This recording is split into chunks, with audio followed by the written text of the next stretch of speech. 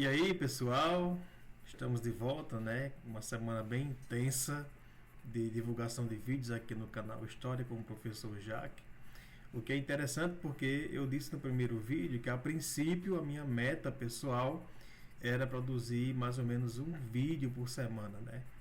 Mas felizmente estamos conseguindo publicar mais material, até mesmo do que eu esperava, o que é bom, né? Porque temos conteúdo sendo gerado a partir da nossa playlist, a primeira playlist de retorno aos vídeos do canal História com o Professor Jaque, como nós já sabemos, é uma playlist que trata sobre a evolução humana.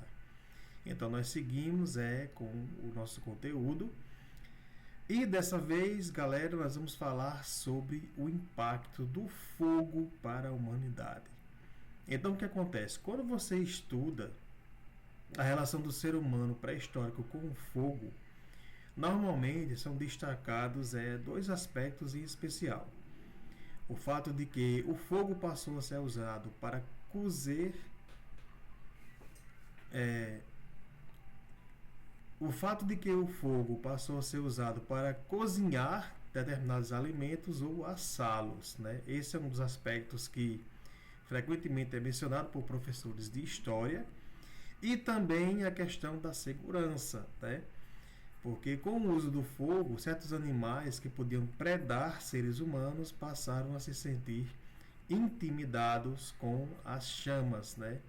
Que evidentemente podem causar queimaduras gravíssimas. Então, em geral, são destacados esses dois pontos: o cozimento de alimentos e o fato desses alimentos também serem assados, sobretudo carne, e o aspecto da segurança que o fogo forneceu a essas pioneiras comunidades de hominíneos que usaram esse recurso natural em suas comunidades. Porém, nesse vídeo de hoje nós vamos destacar dois outros pontos bem interessantes que também dizem respeito ao impacto do fogo na evolução humana. Então olha só que coisa interessante, né? Eu destaquei esses dois aspectos diferenciados que, em geral, são meio que esquecidos durante as aulas de história, quando nós falamos sobre o impacto do fogo em relação à evolução da humanidade. E como não poderia ser diferente, eu separei aqui dois artigos científicos que vão nos ajudar nessa discussão, tá? O primeiro deles, pessoal, é um artigo muito interessante que eu vou fazer agora a transição e vou mostrar ele para vocês. Está aqui, ó. Esse artigo, ele foi publicado, deixa eu só encontrar aqui era a data, que agora não me recordo de cabeça. Aqui em cima está dizendo, né? Ele é de 2017, tá bom? 2017, vamos ver aqui no final a qual revista ele pertence, a qual publicação científica, ó. Deixa eu ver, vamos encontrar aqui no final alguma referência. Vamos olhar aqui na primeira página, então. Me parece que seria essa publicação aqui, ó, a Current Anthropology. O volume é 58 e a edição é de 16 de agosto de 2017. Então olha que interessante, né? Numa tradução livre, o título desse artigo seria o seguinte: pesquisando a natureza do fogo há 1,5 milhão de anos atrás, no sítio de FXJJ20AB, que fica em Kobifora, no Quênia africano. Para fazer essa pesquisa foi usada o quê? Análise espacial em alta resolução e espectrometria por FTIR. Essa sigla aqui, gente, o significado dela é fornecido no próprio artigo, tá? Eu vou mostrar aqui para vocês, eu deixei destacado em amarelo, onde FTIR quer dizer, deixa eu ver aqui, espectroscopia por infravermelho transformado Fourier. Provavelmente Fourier é o sobrenome do especialista que desenvolveu essa técnica, tá bom? Então esses dois recursos permite com que você analise a existência de fogueiras pré-históricas ou lareiras, mesmo tendo sido usadas há milhares de anos atrás. Então são técnicas muito refinadas que permitem com que você analise o solo e consiga identificar resíduos de lareiras pré-históricas ou fogueiras pré-históricas. Aí, esse artigo aqui, gente, ele é muito interessante porque ele faz um levantamento dos principais sítios paleoantropológicos onde foram documentados a existência de fogueiras pré-históricas. Então, essa listagem está aqui. Esses são alguns dos sítios arqueológicos mais antigos conhecidos, em ordem decrescente, né, que justamente nos mostram evidências muito significativas de fogueiras pré-históricas. Eu imagino que vocês devem recordar que a primeira espécie hominínia a fazer uso do fogo até o momento, né, foi a espécie Homo erectus. Apesar de que há alguns especialistas que têm defendido que o Homo habilis, que seria uma espécie hominínia anterior ao Homo erectus, e mesmo a espécie dos paranthropos talvez tivessem usado fogueiras também. Mas esse tipo de discussão, claro, ela exige maiores evidências, está em debate, e mesmo esses sítios arqueológicos aqui também são alvo de alguma polêmica, né? Pelo menos alguns deles. Mas o mais antigo conhecido justamente é esse que a gente está falando, o sítio FXJJ20, que fica, como eu falei, no Kobifora, no Quênia africano. Ele é datado, olha que coisa impressionante, em 1,5 ou 1,6 milhão de anos atrás. Quais são as evidências que podem indicar que se trata de um local onde comunidades de Homo erectus fizeram fogueiras antiguíssimas, né? As evidências são essas aqui, ó. Então nós temos material lítico carbonificado, com evidências de que houve um aquecimento extremo e essas pedras foram alteradas em decorrência das altas temperaturas, das lareiras e fogueiras pré-históricas. A outra evidência seria o quê? Sedimentos residuais que também indicam justamente isso, né? Que esses locais foram submetidos a intensa temperatura, que em geral deriva justamente de fogueiras ou lareiras, tá certo? Seguindo, mais um sítio interessante, esse também no Quênia, olha só, na região de Chezoanja, é o sítio classificado como GNJIL/6E. Ele também tem sedimentos com indícios de carbonificação e foram submetidos a um aquecimento extremo. Esse sítio aqui é datado em 1,42 milhão de anos atrás. Então é algo bem impressionante.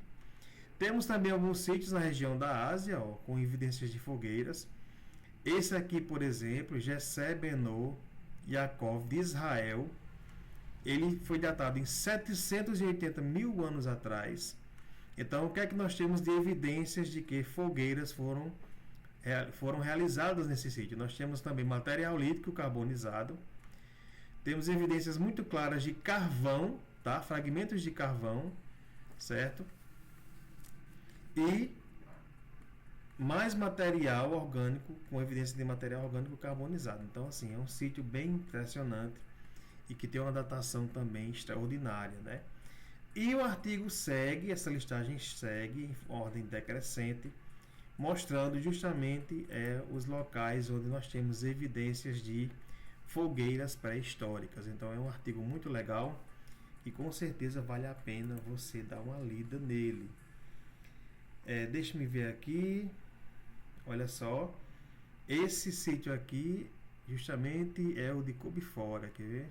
É o FXJJ20, e percebam que ele fica no Lago Turkana, na região próxima ao Lago Turkana, que aparece aqui, ó, Lago Turkana. E uma coisa interessante desse sítio paleoantropológico é que ele é um sítio ao céu aberto, o que faz com que Alguns especialistas meio que duvidem da antiguidade dessas lareiras, porque por ser em uma área aberta, pode ter sido também esses vestígios de queima, né, de carbonização do solo, poderiam ser também resultado de um incêndio natural. Apesar de que os especialistas que trabalham nesse sítio têm subsídios técnicos para dizer que não, que de fato seria uma fogueira, seriam indícios de fogueiras antiguíssimas, né, com mais de 1,5 milhão de anos atrás. Então é algo realmente impressionante. E o artigo segue fazendo uma análise pormenorizada, inclusive indicando, porque o que acontece é o seguinte, pessoal.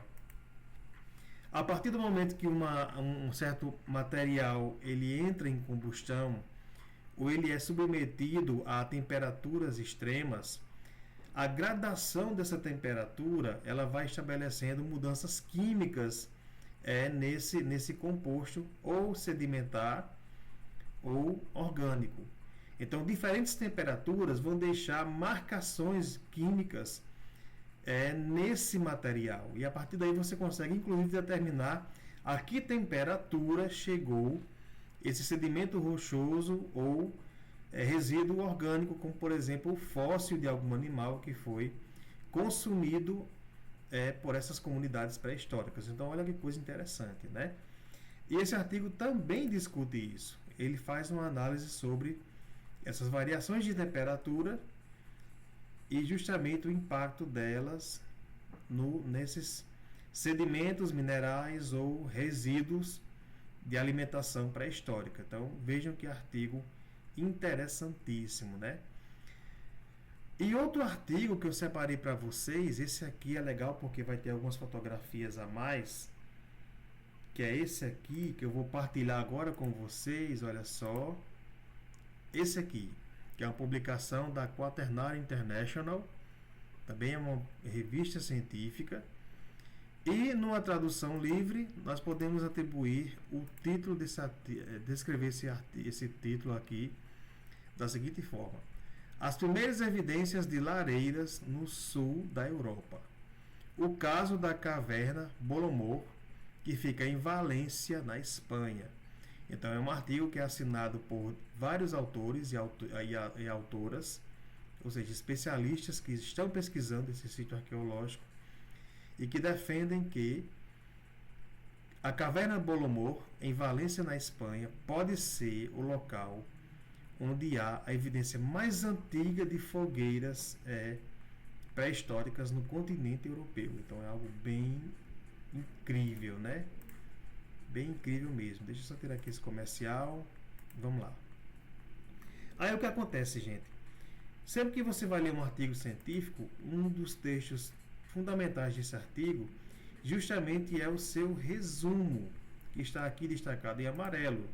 Esse resumo, que está aqui com a palavra em inglês abstract, ele fornece justamente o que você vai encontrar ao ler esse artigo aqui. E como é uma descrição bem interessante, eu creio que vale a pena ler esse material com vocês, tá?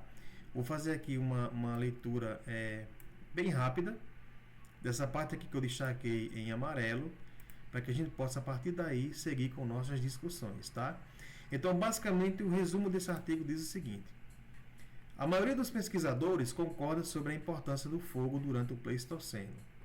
O uso controlado do fogo poderia permitir avanços nos modos de vida, não apenas por seu valor como fonte constante de luz e calor, mas também porque contribuiu para o processamento de alimentos, para afastar os carnívoros e, especialmente, para a socialização humana, já que o fogo pode ser entendido como um foco de concentração de atividades e estruturação do espaço habitado.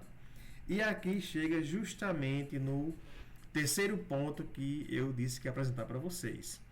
Então, um aspecto que nós não podemos negligenciar em relação ao uso de fogueiras e lareiras entre as primeiras comunidades humanas a servirem-se dessa tecnologia, né, é a sociabilidade. Então, uma fogueira, ela surgiu já nessa época longínqua como um local onde, graças ao aquecimento, graças à possibilidade de você cozinhar e assar certos alimentos, e de você se aquecer em períodos frios ou noites frias, esse local passou a congregar indivíduos ou membros desse grupo de caça, desse grupo de hominídeos antigos. E a partir daí você tem um espaço onde também surge a prática de troca de experiências, de carinhos, de relações, aprofundamento de relações afetivas. Então a fogueira, o uso do fogo vai intensificar, vai ser um elemento muito importante para a intensificação da sociabilidade humana. Olha só que coisa interessante, tá? Esse seria o terceiro ponto que eu queria destacar com vocês. E dando mais uma olhada aqui nesse artigo, percebam que esse sítio arqueológico, né, a Caverna Bolomor, ele tem datações muito antigas, que vão dos 350 mil a 100 mil anos atrás. Então é algo bem impressionante, né? E como nós podemos imaginar, por ser um sítio arqueológico que se encontra na Europa, em um período tão distante, ele foi ocupado por neandertais. Então é um sítio arqueológico que tem marcada a presença de neandertais. E nesse artigo aqui nós temos algumas imagens bem interessantes que mostram, por exemplo, o local onde fica esse sítio arqueológico. Percebam que de fato ele está na Península Ibérica, da porção espanhola, seguindo com a imagem, ó. Temos aqui a região de Valência, onde esse sítio está localizado, e mais especificamente a formação rochosa onde se encontra a Caverna Bolomor. Uma coisa que me chamou a atenção também, gente, em relação a esse sítio arqueológico, é que percebam que ele está relativamente próximo do mar, o que talvez indique que comunidades de neandertais nesse setor aqui talvez também recorressem a alimentos marítimos, né, como peixes e outros recursos mais, crustáceos também. Mas enfim, isso é apenas uma especulação minha, tá? Pelo que eu li sobre o artigo, eu não vi evidências de que de fato, pelo menos essa comunidade aqui, de neandertais que viveu nessa caverna, também recorresse a alimentos de origem marítima, tá? De origem oceânica. Mas enfim, é só uma especulação. Só que esse artigo, claro, vai além. Ele nos mostra imagens, olha só, dessas lareiras pré-históricas. E vejam como, na verdade, é uma análise bem complexa, né? Nós temos aqui essas 4 fotos científicas que foram retiradas por equipes que estudaram esse local, e elas estão descritas, ou aliás, classificadas com as letras A, B, C e D. E vale a pena ler o que diz a legenda dessas imagens aqui, tá bom? Então, na legenda que está aqui em figura 3, podemos ler o seguinte, olha. Lareiras em diversos níveis da caverna Bolomor. Então, na letra A, por exemplo, nós temos uma evidência de lareira no nível 2 das escavações dessa caverna. Na imagem B, nós temos detalhes de uma lareira do nível 4. Na imagem C, nós temos evidências de lareira no nível 11. E por fim, na letra D, nós temos todo o contexto de escavação dessas lareiras que são classificadas. Percebam que temos aqui essas áreas mais escuras, que indicam que essa região do solo foi submetida a temperaturas intensas, que sugerem justamente a combustão de material orgânico, de madeira, claro, para o cozimento e para que você possa assar alimentos. Já essa área aqui mais acinzentada, ó, ela possui justamente cinzas da atividade de carbonização de materiais orgânicos, tá bom? Então olha só que imagens interessantes. Aí, para a gente ter uma dimensão do quão foi complexo chegar a esse nível de sedimentação, tem uma imagem aqui muito interessante, que é aqui, ó, que mostra como foi complexo para que os paleoantropólogos acessassem esse nível do subsolo da caverna. Então percebam aqui as diversas camadas que foram escavadas, pelos especialistas até chegar ao que seria esse solo onde determinado grupo de neandertais viveram, isso há milhares de anos atrás. Então, foi preciso realmente retirar muito sedimento. É um trabalho meticuloso, mas que com certeza vale a pena, né? Porque as descobertas desse tipo de atividade científica são extraordinárias. Então, aqui, principalmente nessa imagem C, nós podemos ter uma dimensão do quão esses especialistas tiveram que cavar para acessar essa área onde há entre 300 e 100 mil anos atrás comunidades hominíneas de neandertais viveram, cozinharam e socializaram. Então olha só que coisa interessantíssima, né? Mas aí está faltando o nosso quarto ponto que eu disse que ia acrescentar a respeito da importância do fogo para a evolução humana. Então esse quarto e último ponto que eu vou destacar vai ser ilustrado por uma imagem bem legal de um artista que eu já apresentei para vocês, que está aqui, deixa só encontrar, em uma página, em um fórum deixa eu destacar aqui para vocês, do Reddit que eu encontrei. É daquele artista que nós falamos dele no vídeo anterior, o artista finlandês Tom Björklund. E essa imagem aqui, pessoal, que é muito bonita, eu particularmente gosto bastante dela também, retrata o quê? Uma mulher neandertal despertando de um cochilo, tá aqui em inglês em cima, olha. Mulher neandertal despertando de um cochilo durante uma manhã fria no Pleistoceno francês. Então essa é mais uma produção do artista finlandês Tom Björklund e que retrata com muito realismo e sensibilidade uma mulher pré-histórica da espécie neandertal, nossa espécie prima, né, hominínia, despertando. Vejam que ela está muito bem aquecida, né, cercada por peles, e o que mantém o corpo dela aquecido e faz com que ela possa o quê? Dormir profundamente. E é aí onde entra a quarta importância das fogueiras e das lareiras para os seres humanos. Tá? Eu fiz questão de colocar essa imagem aqui porque ela tem tudo a ver com o nosso tema de estudos desse vídeo aqui. Porque o que é que acontece, pessoal? Vou voltar aqui para a tela onde eu apareço na câmera. O que acontece? Dormir bem foi também dormir em profundidade, dormir de forma profunda, foi também uma das consequências do uso do fogo pelos seres humanos. Então essa convicção de que fogueiras aqueciam mais, fogueiras afugentavam predadores, fogueiras também motivavam certos indivíduos a ficarem sob vigília, né? Fizeram com que o ser humano pré-histórico pela primeira vez conseguisse dormir profundamente. Qual a importância disso? A importância disso é a seguinte: o nosso cérebro, ao contrário do que se pensa, ele jamais para. Mesmo quando estamos no sono mais profundo, atividades cognitivas estão acontecendo.